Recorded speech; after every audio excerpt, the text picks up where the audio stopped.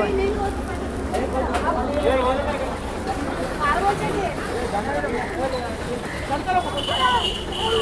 ఎందుకు ఫోటో నాదండి. అది నేను వెలిగించాను. ఇదంతా బయట అందరూ వెలిగిస్తారండి. వచ్చి గుమ్మడికాయల్లో నూనె పోస్తారు, దీపారాజన నూనె పోసి ఇవన్నీ మార్నింగే వచ్చి వెలిగిస్తారు. అసలు ఖాళీ ఉండదండి రోడ్డు. ఇది కాలభైరవుడి గుడి.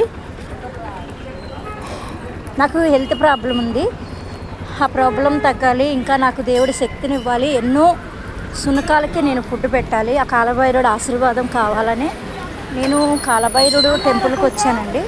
చూడండి ఎంత బాగుందో అసలు. అందరూ అక్కడ అదిగోండి గుమ్మడికాయలు అవి అమ్ముతారు. వాళ్ళు సెట్ పలంగా ఇస్తారండి.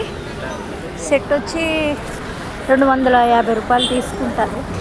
ఇది గుడి టెంపుల్ లోన. ఇది లోనికి వెళ్దామండి.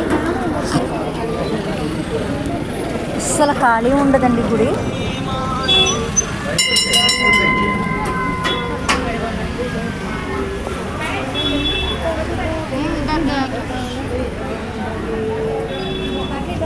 చూసారు కదండి ఆయన్ని.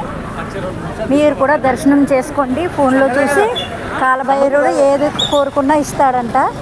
మీరు కూడా దర్శనం చేసుకుంటారని మీకు ఈ వీడియో షేర్ చేస్తున్నాను.